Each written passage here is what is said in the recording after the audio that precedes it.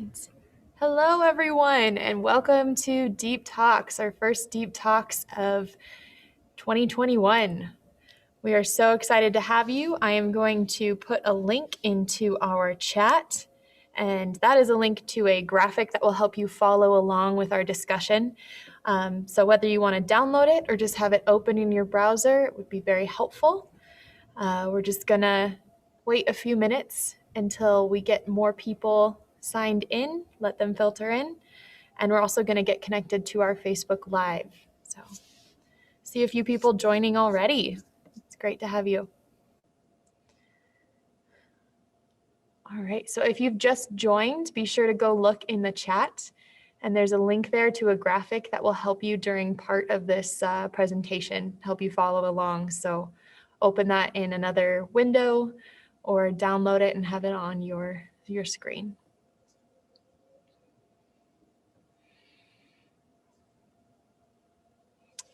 Right.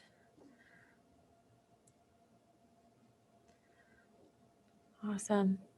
All right, are we ready to go? Okay, great. I'm getting the go ahead. So if you're just joining us, make sure you look at the chat, whether you're in Zoom webinar or you're joining us via Facebook Live. There should be a link in the chat that can get you to a graphic that will be very helpful throughout this presentation. But yes, welcome to our first Deep Talks event of 2021. We're so glad you could join us for another virtual event. I'm Erin Broberg. I'm a communications specialist here at Sanford Underground Research Facility. And I want to thank you for joining us for Deep Talks, What Are We Learning? As people are joining, I want to take a moment to thank our Deep Talks sponsors, Crow Peak Brewing Company, RCS Construction, Northern Hills Federal Credit Union, and Chuck and Jolene Lichten-Wallner. Thank you so much for your generous gifts and continuing to support science outreach and education in this area. We couldn't do it without you. Now, Crow Peak Brewing Company is sponsoring tonight's door prizes, and we have 3 prizes tonight. One is a growler with 1 fill, another is a 6-pack of Crow Peak's locally brewed craft beer, and the other is a gift certificate with a Crow Peak t-shirt. So we are going to bring up a poll right now on Zoom, on the Zoom webinar, and you can enter yourself to win this prize. To win, you have to be 21 years or older, and you must be able to pick up that door prize at Crow Peak Brewing Company in Spearfish. So if you're joining us via Zoom, please select the option to enter yourself, and we will randomly select a winner after the event and we'll contact you via email. So see that we got a couple people entering themselves. We'll give it just a few more seconds so people can get entered. Great. All right. Going to be closing that poll in about 3 seconds here. So click yourself in if you want to join. Awesome. Thanks, Crow Peak Brewing Company, again for your generous support and for sponsoring these door prizes. Throughout this event, we can end this poll. All right. So throughout this event, we would love to hear your questions. If you're joining us through Zoom, please use the Q&A function to submit those questions. And if you're watching live on Facebook, you can drop your questions in the comments and we will ferry them over to the Zoom webinar for our panelists to answer. There's also a chat function. So if you're having any technical difficulties or you need any help, pop something in the chat and we'll do our best to help you. Now also, as I mentioned at the beginning, there's a downloadable graphic that can help you follow along during tonight's discussion. So if you haven't downloaded it already, go ahead and check the Zoom chat or the Facebook comments to find that. So tonight we are joined by our awesome education and outreach team at Sanford Underground Research Facility. This team has been transforming STEM education in our region through professional development, curriculum units, in-school presentations, and field trips to Sanford Lab for years. But in 2020, this team had to radically rethink their approach to reaching students and supporting education and educators. This evening, they want to share a bit about what they've learned with you. So to start the discussion, I'm going to welcome Deb Wolf to the screen. Since 2018, Deb has served as the Director of Education and Outreach at Sanford Lab. Before that, Deb was the Education Innovationist for the South Dakota Department of Education, where she led the formation of the SD Math, SD Sci Educator Leadership Program. Deb has more than 20 years of experience as a classroom teacher and has worked as an instructional coach for new science teachers. So I will go ahead and turn it over to Deb to get started and introduce the rest of her awesome team.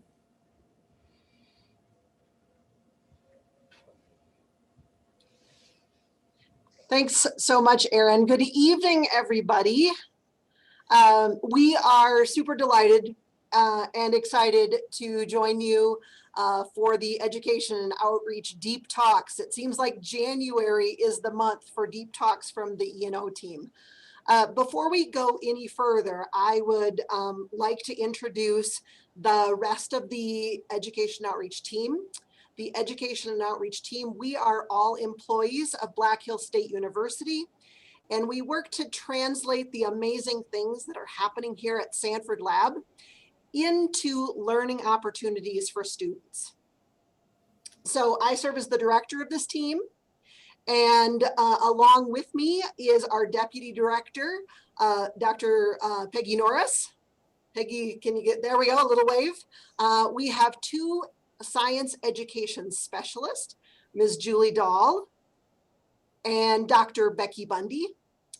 And our newest team member is Ms. Nicole Reiner, and she serves as our teacher development specialist. They are a fantastic, hardworking group of women, and I am just fortunate to get to ride their coattails every single day.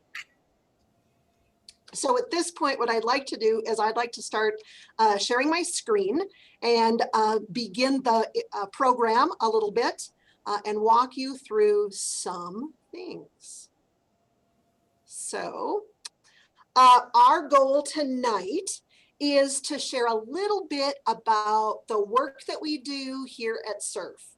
We'll talk about what we do, how we do it, and most importantly, why.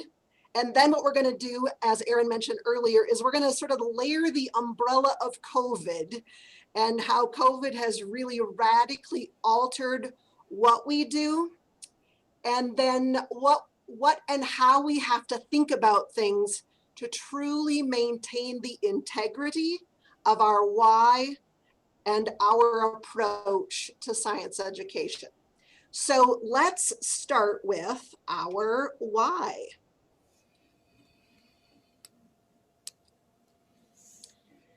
So we believe that every student deserves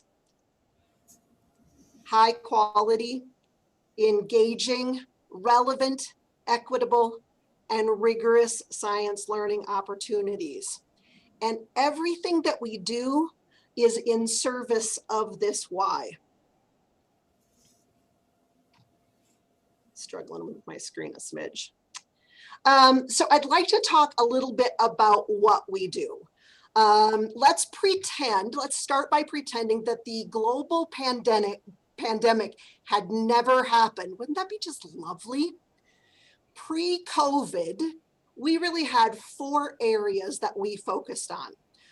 3 of those areas were really directly about impacting students.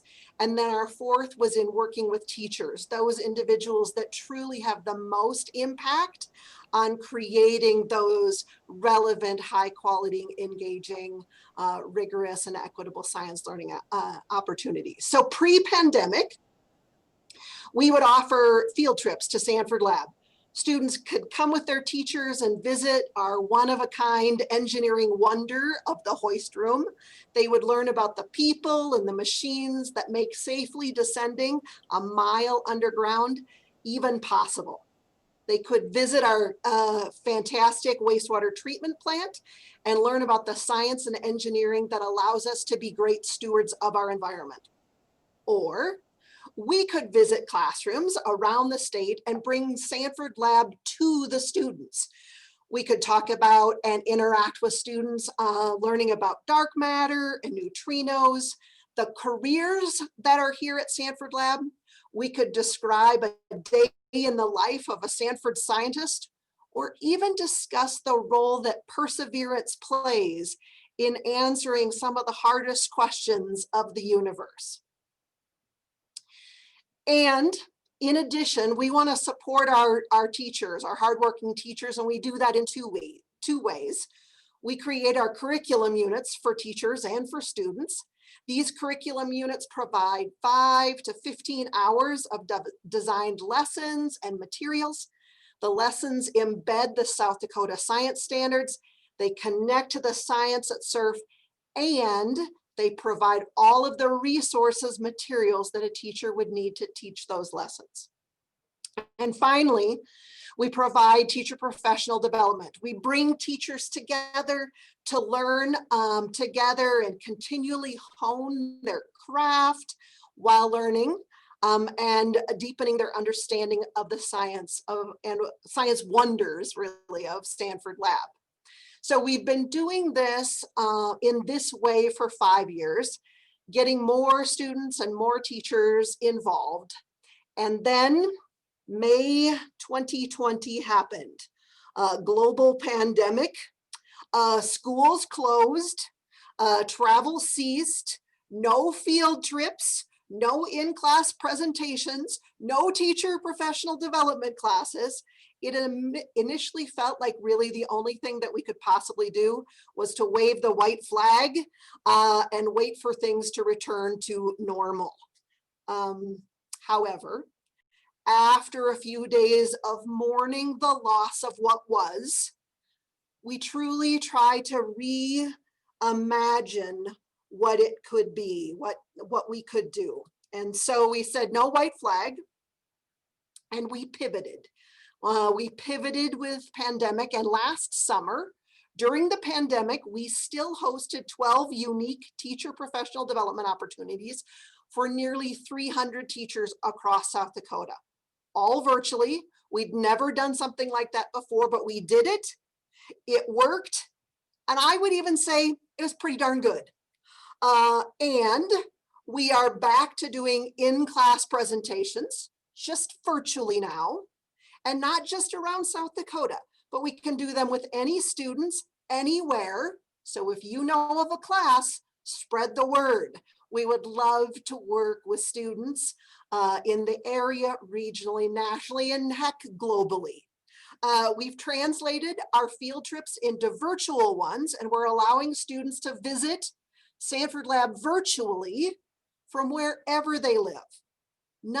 It's no longer just for those students that live within a bus ride of SURF.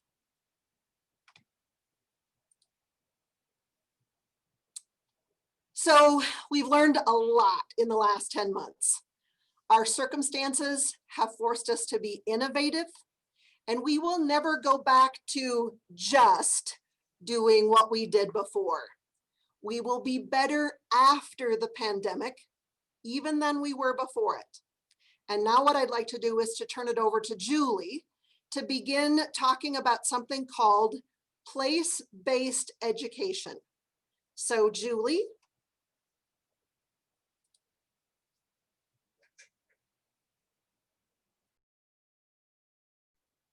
Unmute. Thank you. So when we talk about place-based education, you've likely heard the phrase location, location, location, and that's where we start. Place-based education with students is all about starting an educational sequence where those students live and where those students learn. It's offering a way for us to bridge the gap that many students experience between school and the rest of their lives. And while it might be easy to underestimate the importance of relating the scientific knowledge to the specific places, especially within their own communities, something really magical happens when we ask students to connect directly to their local history, their environment, or their culture. And it's that connection that makes the learning really personal and relevant.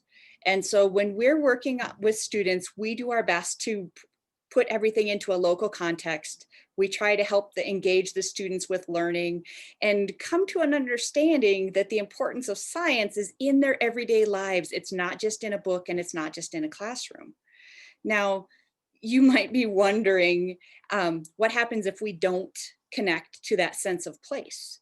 So if the learning is not grounded in local real world examples, it just stays in the classroom. And we like to get them out, even if it's virtually out of the classroom. We don't want students to get the message that their communities are not worthy of study, or we don't want them to feel that their local stories aren't as important as a national or international history or ways of knowing. We try to take the local context first so that students can then grow and expand their point of view. Without local context, there's a danger that the students won't engage. And if students don't engage, they don't learn. Even the very science-minded students without a local context might feel like they need to leave their own town or their own state to succeed. And we want to let them know that it is possible to stay here and be successful. So once students have explored concepts at the local level, our goal is to help them build upon that learning and transfer what they've learned to different contexts. We talk about their local community, their regional community, and we really try to focus on the state. Believe it or not, there are many of the students that we work with that don't think of South Dakota as a pioneer in cutting edge research. And we want to change that. We try to connect what's happening in their local communities to the science and engineering that's taking place right here at Sanford Lab. That's in the backyard for many of our students, and they might not even know that it exists. And so we want to make sure that we help them build a more complete understanding scientifically of the place that we live and the importance of science in South Dakota. So you might be wondering what this place-based education can look like in action. So to find out more, I'm going to turn it over to Peggy.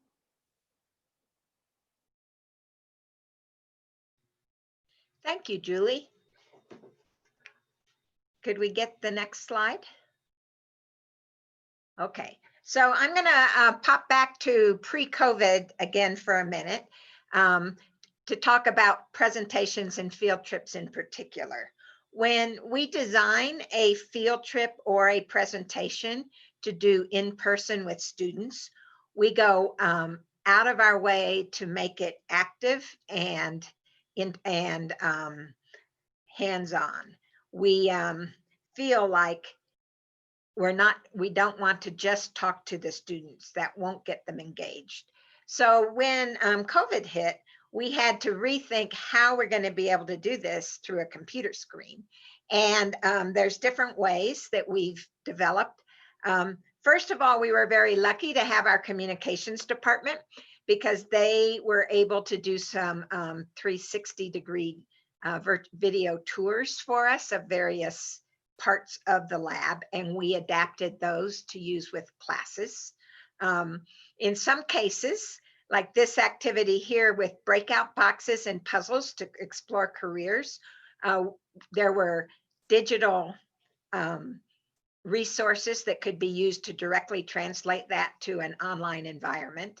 In other cases, like some of our engineering activities, we could easily figure out ways to do it with things that students have at home or maybe in a classroom. But others, we may actually have to ship out kits of materials for students to do a activity with us. So there's been very many ways. There's a few of our presentations that we have not yet figured out the best way to translate to being interactive and active online. But today, can I have the next slide, please? I'm going to talk a little bit about using Zoom and the many modes of Zoom presentations, because we very quickly learned as we started experimenting that everything has to be customized to the exact situation. Students may have their own devices. They may be good internet connection or a poor internet connection. They might be in school, at home, or a hybrid of the two. Or you might be connecting directly to the classroom computer with a computer and a projector where you have no way to directly interact with students. So we've developed many tools, and in the best case, we love it when the students are in the classroom with one-to-one devices that have video, because then we can see their smiling faces. We can tell if they're engaged or if they're bored or if they're frustrated. If they do not have video or they do not have a device and we're just going directly to a projector, then we have a lot of trouble reading the audience. And this webinar is a good example of that, because we cannot see you guys and we have no idea who you are, where you are, what your prior knowledge and background is, and whether you're engaged with what we're doing. But we're doing the best we can, and we're going to use a few tools as we go along. You did one poll. We're going to use a couple more polls as we go along to try to show you what it's like to be engaged.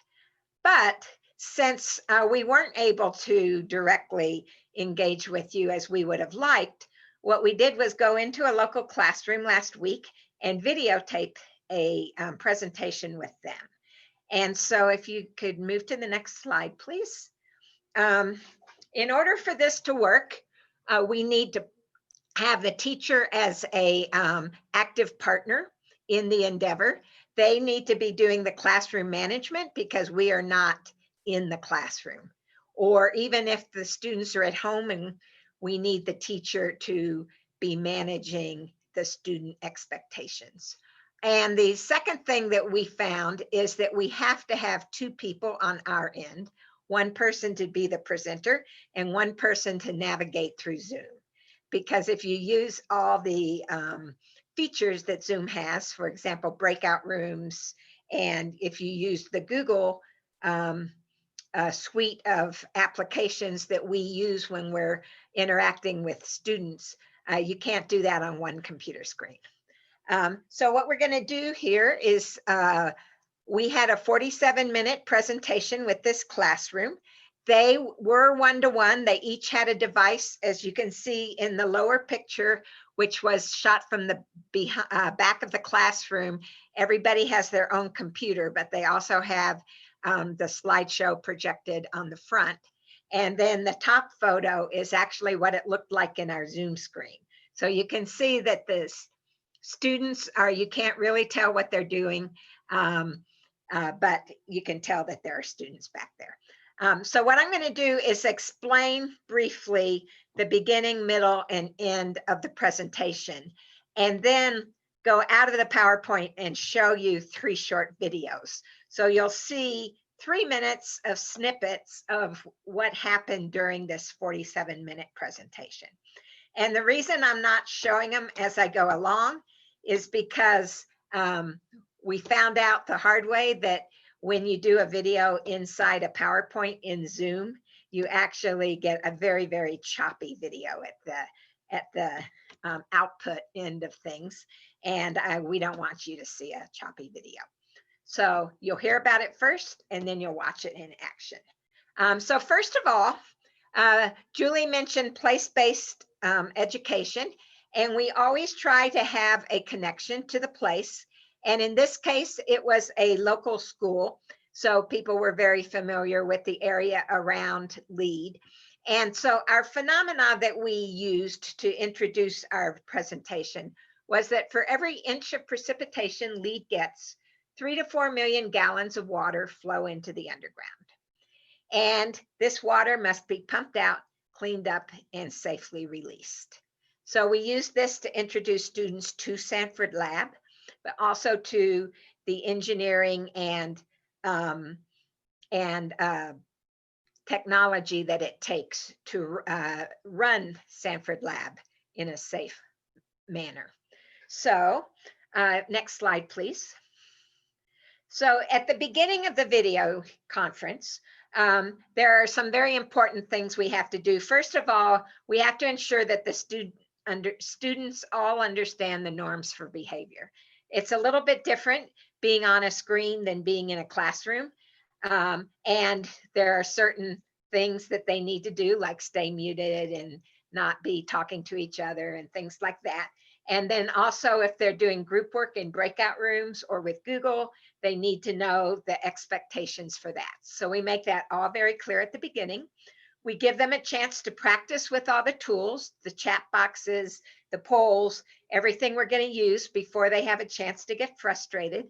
And we engage them early and often.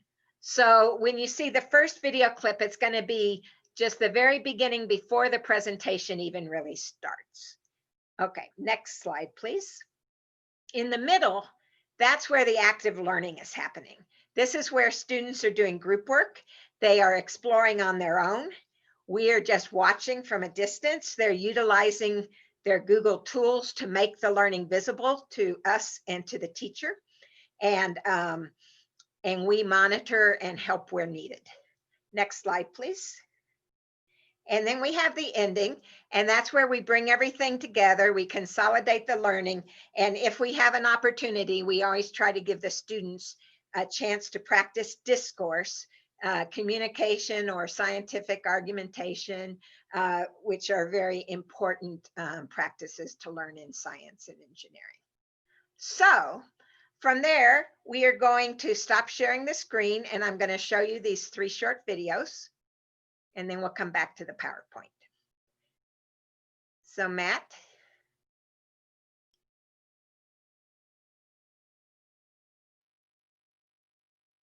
Okay, this first one doesn't have sound. What I wanted you to see was on the left is our PowerPoint, which shows our norms and how we go over them with students before we start. On the right is what we see, which is almost nothing. There's myself, there's Becky, who was the navigator, and there's the classroom. We asked the students to fill in the chat. And then we asked the students to fill in a poll. We asked them about their familiarity with surf because we wanted to know before we started introducing the underground lab how much they knew about it already since they were local, and that will give us insight into where we should be starting this conversation. And in a short minute, you should see the results start coming in. And so since this was a local school, you can see that a lot of people have heard about it. They visited the visitor center, but nobody had a tour of the hoist room at this point. So unfortunately, they're not doing that today either. Okay, now I'm going to cue the middle video. Okay, so here we're going to listen in a minute. But first of all, Becky and I are outside the breakout rooms watching what's going on in every breakout room so that we can. Okay, so breakout room 4, minerals in the water that we don't need. So does somebody in that group want to explain what your reasoning was? Right, Edie, come up here and talk. So look into my camera here. Yep. Some of the minerals could be like things you don't want to eat, like it could be like flint or like ores maybe from depending on where you got the water. Because if you Okay, so she went on to explain the different ways that perhaps minerals might get into the water and be bad for you. So I'm going to flip to the end. So these are very short because we're short on time. But before we start this video, I want to open a poll. So the question I want to ask you is the same question I asked the students and that they're going to comment on in a minute. When the water leaves leaves the lab and goes through our wastewater treatment plant, it gets dumped into Gold Run Creek and Whitewood Creek. Which way does it run from there? What direction does it go? So I am going to open the poll.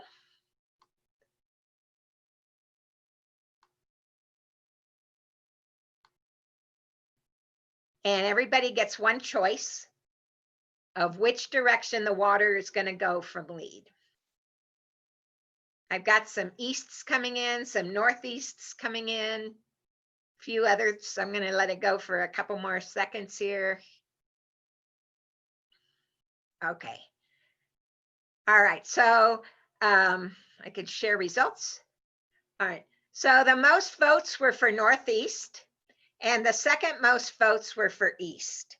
So now I'm going to ask Matt to start the video. In the class that we videoed, actually the votes were for south and east. So that's the explanations you're going to hear. Go ahead. Yeah, Jesse, come on up. So Hunter, come talk right up here. The reason why I picked south was because like most of the rivers from like Mississippi and Missouri go down into the south into the oceans. So I thought this river must have connected to the Mississippi or Missouri, so it must flow down into Okay. the south. That's good reasoning. How about the east choice? So I picked east because when I looked at the map, there's a lot of rivers from Lee going east. You saw all these blue lines. Okay. Matt, can we switch back to the PowerPoint now?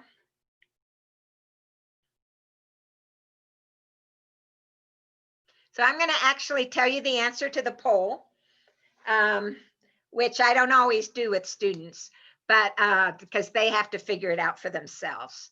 But you can see these arrows here. They're not very, they're a little hard to see, but actually the people who said northeast, they were correct. The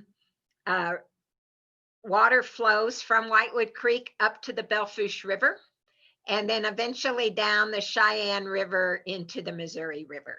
So if we go to the next slide, please.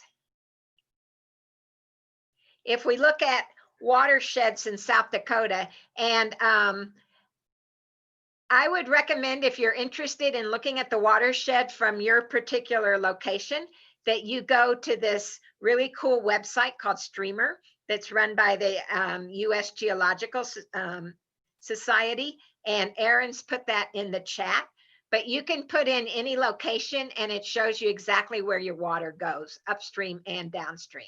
So in the case of Lead, we're in the Belfouche watershed, the Belfouche River. It then flows into the Cheyenne River and then into the Missouri. So if you go to the next slide, the Missouri River watershed is a large part of the Upper Great Plains and is actually geographically one of the biggest watersheds in the United States.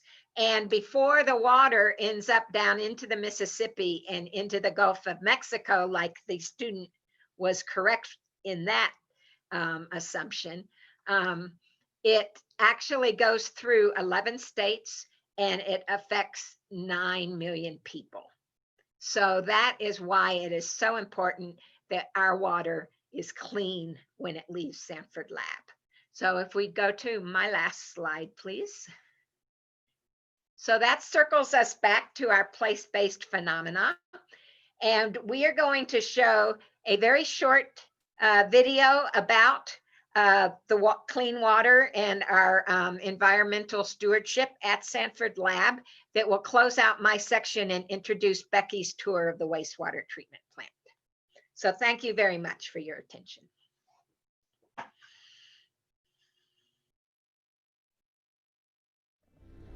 Every inch of precipitation in the area is equal to millions of gallons of water coming into the subterranean workings of Sanford Underground Research Facility. Underground pumps run around the clock to keep the water level from rising. Since we started discharging in 2008, we've discharged 8 billion gallons of water approximately. The reason why we have to pump water from the underground is to keep it dry for the scientists to do their projects. Every time we have a rainstorm, it's estimated up to 4 million gallons of water is actually dumped into the underground. So it's a constant battle to keep it dry for the underground. ready to be released into Gold Run Creek, where it will soon join Whitewood Creek. Sanford Lab monitors the health of these creeks, performing daily, quarterly, and annual tests on the discharge. These tests assay the water composition, the viability of microbial communities, and the populations of fish and macroinvertebrates. So all those measures indicate the stream health is of very good quality and very much comparable upstream and downstream or discharge, and further indicate that our discharge is having no effect or very, very little effect, which we can't even measure, to Whitewood Creek and also Gold Run Creek, where we discharge our water. The treatment plant has been recognized for more than a decade by the state of South Dakota for its outstanding operation of the wastewater system and environmental compliance. That's an admirable record and really a great testament to the ability of the wastewater treatment plant operators.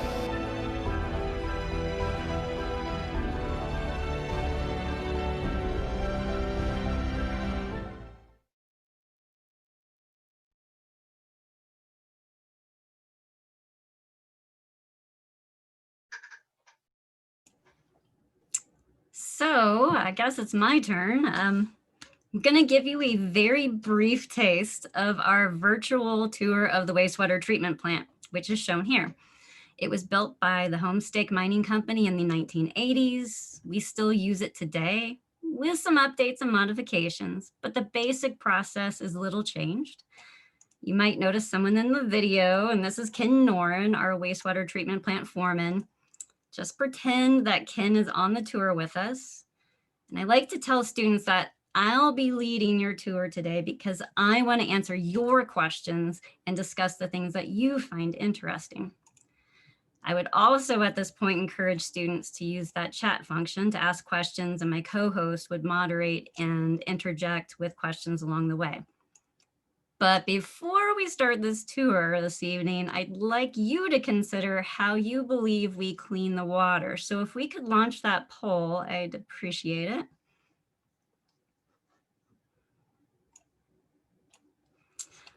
So this poll ought to allow you to choose multiple answers. And you get to choose from, do we use chemicals? Do we use filtering, boiling, sterilizing light like ultraviolet, or living organisms? And at this point, I'll ask, could we go ahead and close that poll without showing answers, please? When I'm working with students, I have a few options. I could share the results and discuss the correct answer or answers. I could tell students that I'm going to re-poll them after a shared learning experience, or I could invite them to discover for themselves if they were correct or not as we tour the wastewater treatment plant. And this is what I'm going to do with you this evening. So next slide, please.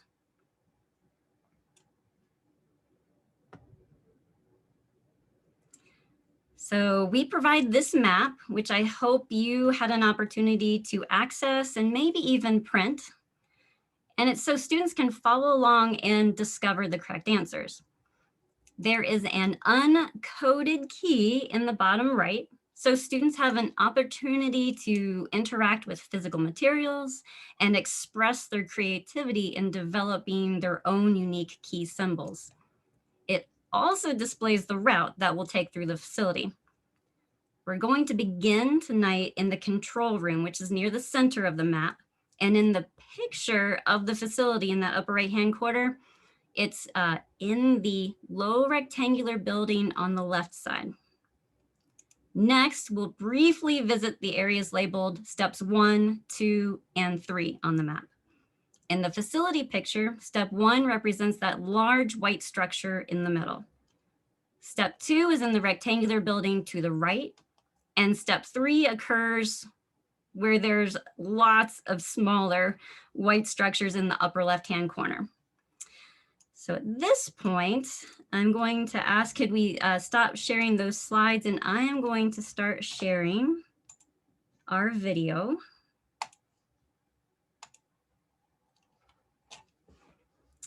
All right, so here we are in the control room. And in the right-hand screen, you'll see the automated control screen. Everything in the plant starts and stops on its own. And Ken, shown here, can even use an app on his phone to control the plant. And on the left, you'll see, if I were to play it here, I'll play a little bit, some real-time video feed of underground pump rooms and a surface water reservoir. And just outside this room is the laboratory where water samples are tested. But I'm not going to take you there this evening. We don't have much time. So that was the control room. Next, I'm going to take you to where it says step 1 on your map. Gotta get, here we go. All right, I'm going to slowly pan around so that you can get an idea of what is inside this building. It's that tall white structure in the middle of the facility. These blue containers, as you might be able to read under that Yardney label, are filters. They remove things that we can see, and they're capable of eliminating 90 to 99% of the dirt content from the water. I'll also show you what's in these little red containers in a moment.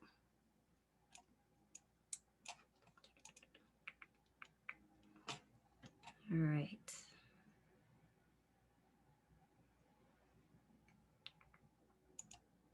Okay, so I'm going to find an inset video right here. What it's going to show is the layers of media in the blue containers from the bottom to the top. Now, I should probably show you, if you look here, there's a brown pipe. If you have really good eyesight, it says mine water and there's an arrow to the right. So this is where water comes in to the top of the blue containers and works its way down through the filter. Now, on the very bottom of the filter is this clean rock or gravel. The next layer up is coarse garnet, smaller in size, those particles. One layer up from that is fine garnet. You'll notice the size is getting smaller and smaller. And what is not going to be shown, because it tends to, stain the hands a little bit, is that top layer is anthracite coal, which does the majority of the filtering for us. Now the water flows from top to bottom, but the direction is reversed 2 times a day to clean the filter media. And this backwash water is sent to a special tank, which we will visit next for further processing. And it's fairly dirty, as you imagine, we're cleaning the filters. So let's see, we're heading to step number 2 on your map.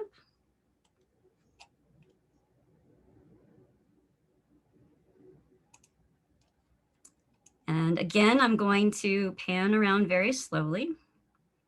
We are now in the rectangular building on the right side of the facility. And hopefully you'll notice that we're fairly high up in this building in one corner. There's lots of interesting things in this building. But I think the most interesting we happen to be standing on top of. So I'm going to circle us slowly back around so nobody gets sick, I hope, to where we can look down through this grate. We're looking down into the tank where the backwash from cleaning those blue filters goes. You might be able to see a long rod in the tank with a motor attached above the grating. This mixes a little bit of chemical into the water, then stops and allows the dirt to settle to the bottom of the tank. What's left joins the filtered water from step number 1 on its way to step number 3, which is where we are heading next.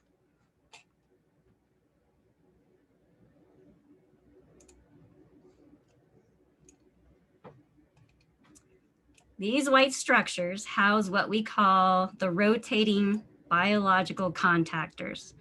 They're specifically designed to provide everything necessary for special bacteria that essentially eats any remaining contaminants found in the water, like ammonia, heavy metals. One thing I want to show you while we're here, I'm going to look down here and I'm going to play this a little bit. You'll notice the water flowing into this RBC is bubbling. It's being oxygenated. And the oxygen's pretty important for the bacteria. These bacteria need the oxygen, they need moisture, a surface to grow on, and warmth in order to flourish. And the water flows from one of these buildings to the next, and so on. Inside, which I'll show you in a moment, is essentially the surface area that the bacteria need to grow on, slowly spinning partway submerged in the water. So I'm going to stop sharing this video and switch over to another one.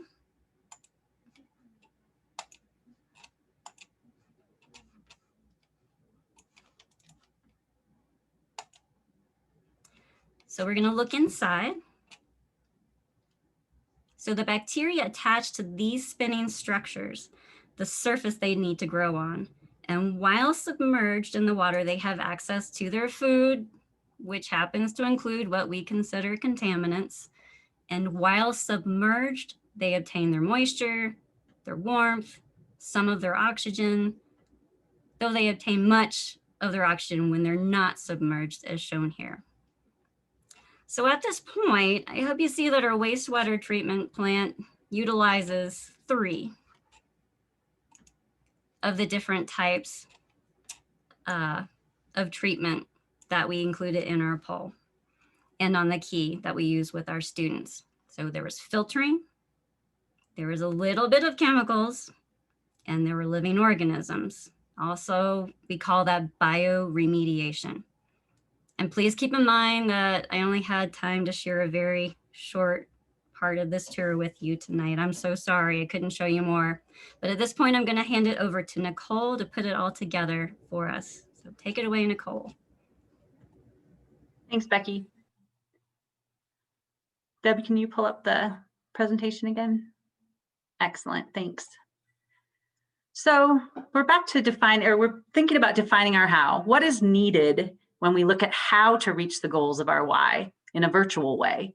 We look to create experiences and resources and supports that move classroom experiences from learning about to actually figuring things out. And we leverage the unsettled science at Sanford Lab in order to do that. Next slide, please. Deb talked about at the beginning of tonight, figuring out or thinking about our why. But let me remind you about what she said, because it's so important. Our purpose is always forefront in our mind. We wholeheartedly believe that every student deserves high quality, engaging, relevant, equitable, and rigorous STEM learning opportunities. We are all in when it comes to finding ways to support educators across the state and working together with them to forward the mission. The focus of tonight's Deep Talks is to think about how we engage students, but I also want to mention that equity is always forefront in our mind as well. The virtual nature of learning provides both challenges and opportunities in the realm of equity. Certainly, access to the internet and appropriate devices is a challenging equity issue across our state. For students who are trying to engage with just a phone, there are huge challenges. For students with particularly slow connections, there are also significant challenges. However, there are opportunities too. We have been able to reach students with virtual tools who have been too far away for us to engage with face-to-face in the past. Students who could not come to us before now have virtual options. This is an opportunity that is an exciting development for us, and it was inspired by the conditions of the pandemic. We continue each day to look for innovative ways to take advantage of it. Next slide. Engaging virtual learning happens when we can create an experience that falls in that sweet spot of both cognitive presence and social presence. We look for ways to humanize and personalize the experience so that students can be active socially as well as challenged cognitively. As you've seen in a few examples tonight, we look to interact in various ways with participants throughout the experience. You've seen some questions, some polls, and some collaborative work with students. Our format doesn't allow us to do small group work with you in this webinar, but this is a large component of our work with students. When we are with learners, We incorporate ways for students to engage with not only us, but also each other, always trying to provide opportunities to find that sweet overlapping spot between social and cognitive presence and humanize the experience. Creating these types of experiences takes intensive and intentional planning. So I'm going to take the last little bit of time to talk about our planning and tools very, very briefly. The planning of the E&O team has always been intensive and intentional, but adding virtual components due to the pandemic has added another layer of complexity. One of our first tasks was to explore and find tools that would allow us to continue to get students talking to each other and provide opportunities for figuring things out as they are learning about the unsettled science of Sanford Lab. Some of the tools we use on a regular basis have been showcased tonight at Deep Talks. We have used poll questions with our audience tonight. We have participants who have been putting things in the chat, and also I've seen some things come in for Q&A. And we have showcased some of the small group work with students. There are some limitations that come with presenting in the webinar format, as we have discussed. But when we are with students, we have access to more options. When we are teaching in a face-to-face setting, it is much easier to read the audience and be responsive to their needs. With students in a smaller setting, we use a handful of techniques that allow us to be more responsive. One option is being able to see all of the students with their cameras on. That's our favorite. When we can see the students, we can ask them to vote with their fingers or give us a thumbs up or a thumbs down or raise their hands if they have a question. We can get feedback about what they're understanding, what they are interested in, or when they have questions. Even just seeing the expressions on their faces is important. These simple interactions give us so much information and allow us to be much more responsive to them and human. We all know that students like to be social, and so one of the favorite strategies has been to create structured activities for small groups of students to engage in through discussion with each other. Using Google Slides has been a great support for this. As students are often documenting their learning, they put their experience and what they know on a slide, and as a teacher, we can see all of their slides and we know which groups are making progress and which groups may need some support. For those groups that need the support, we can quickly jump into that small group and offer the help they need right when they need it. The last strategy or technique that I'd like to mention is that we also try to incorporate things students can touch while they are learning.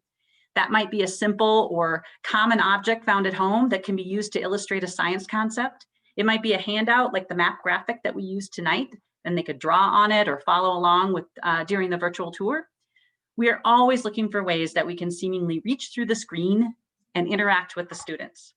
Both challenges and opportunities abound in our current learning environment, and we are definitely enjoying the journey. Thank you for taking a moment tonight to experience it with us. We hope you enjoyed it.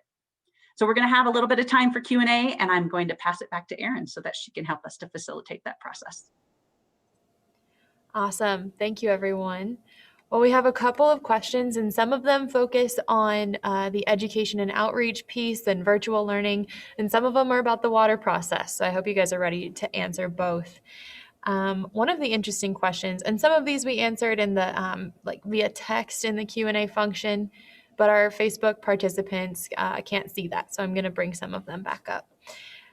One question was, why garnet? Why is garnet used as part of the filtration system? Who wants to field that one?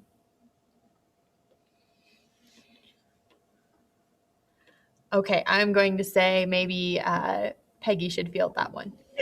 Since I already answered it in the Q&A. Yeah. And I'm not sure if it was right, but I do know that when they were developing the filtration process for initially getting iron and other dissolved solids out of the water, they experimented with a whole bunch of different kinds of media and then figured out by trial and error what worked best. And I believe that that's how they ended up with garnet and gravel and sand as their options. And there's more. So can I add one more bit to that? Yes. Yeah. So in addition to that, inside those blue filters, all of that filter media is layered. And when they do the backwash that Becky talked about, they need to clean that. The majority of the particles are caught in that anthracite coal layer. But when they need to clean those out and get them reset for the next round of water, they actually do what's called a backwash, and the water comes from the bottom up. And the garnet actually, each of those media have a very specific gravity. So when that water comes up, all of them don't mix together. They settle back out into their layers, and so that it's ready to go for the next round without having to refill and reset the filter itself. It's terrific. Yeah, so another question is, what is the most popular and engaging education and outreach module or curriculum unit, I'm guessing? And Deb might have the numbers on that one. Do you want to answer that one, Deb? Well, it depends on whether or not it's a curriculum unit or a presentation or a field trip. Right now in our curriculum unit, I would say, actually, Peggy is our data expert and our curriculum unit person. Peggy, which curriculum units are most popular right now? Okay.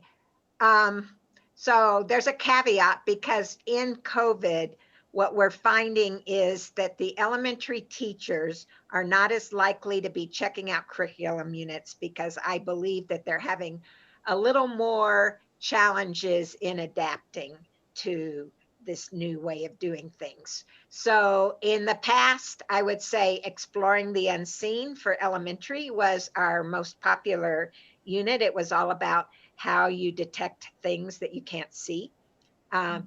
Now I would say that probably We Are Made of Star Stuff, which is a high school unit, which has always been very popular in chemistry classes. That's been probably the most checked out this year. But it varies a lot from year to year and grade band to grade band, for sure. And time of the year.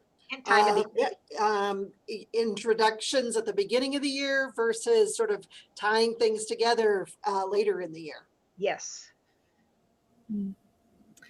Okay, another question is, do other water treatment facilities use biological processes to treat their water? Yes. Who would like to take this one?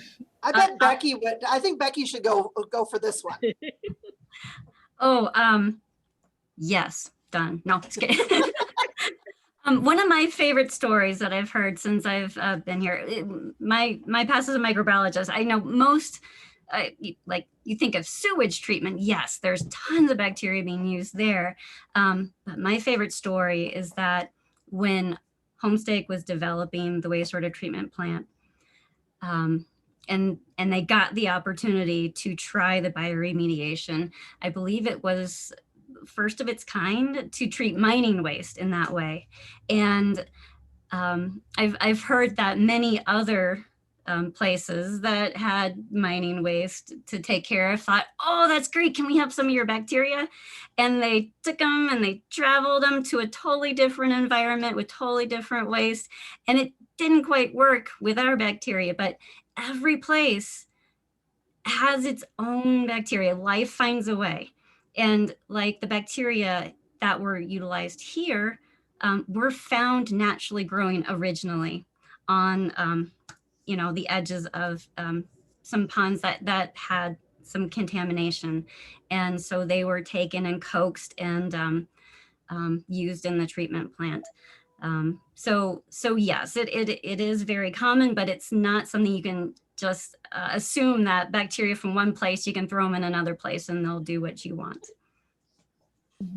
One of the things I love about the bioremediation is that, because I'm a physicist and I don't know that much biology, I haven't had it since high school, but I love the idea that bacteria adapt. And so as your environment adapts, so long as it doesn't do it very fast, then the bacteria adapts to what's happening underground. And I think that's just really cool. I think that's what Becky just said. Life finds a way, right? Yes. Exactly. We have another question coming in from Facebook, and they say, does the amount of water discharged into Gold Run Creek change throughout the year, or is it pretty constant? Does somebody know the answer to that one? I believe it changes with the seasons, because they have to pump more water out of the mine in the rainy seasons and in snow melt season than they do during the dry seasons. Mm-hmm. And we have another question that I'm not sure we have the expertise to answer, but oh goodness. The question is, Would some of the water systems be scalable enough to implement in a small space, such as the ISS, which I believe is the International Space Station? So maybe, Becky, do you know if you could have a mini biological contactor or filter? I don't see why not. It would take some really, great engineering, but I feel certain somebody's working on Need that. a really smart middle school kid to figure that out. Yes, yes. All right. And so we are reaching our time. So I'm going to ask one more question. What is your most significant finding regarding learning strategies since the start of COVID? And what do you plan to continue this strategy once there is an end to COVID? So what's the one thing that you're going to carry with you no matter what, and you'll never go back to the way you did it before? Deb, I'm going to let you take this one. So I don't know that it's necessarily a strategy, because the strategies that work face-to-face, what we're learning is that those are the same strategies that work virtually. However, figuring out a tool to make that happen can be a challenge. So we need to keep students engaged. They need to be able to talk with each other. They need to be the problem solvers. And so the how and the why stay the same. The what sometimes needs to change, and we need to leverage some of the tools. And the thing that we'll take with us is that we can do this on a larger scale. When I say larger, I mean further away, with more students, and reach out and have them reach back to us. So we're looking forward to getting to know more kids in more places and have them get to know us. That's how I would answer that question.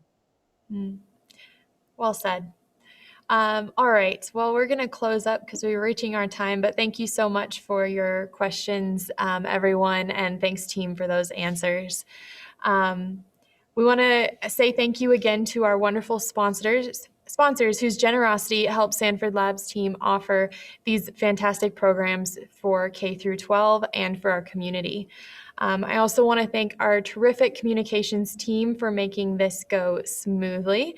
We had a lot of moving parts to this presentation, so that's due to our communications team as well as the expertise of our education and outreach team.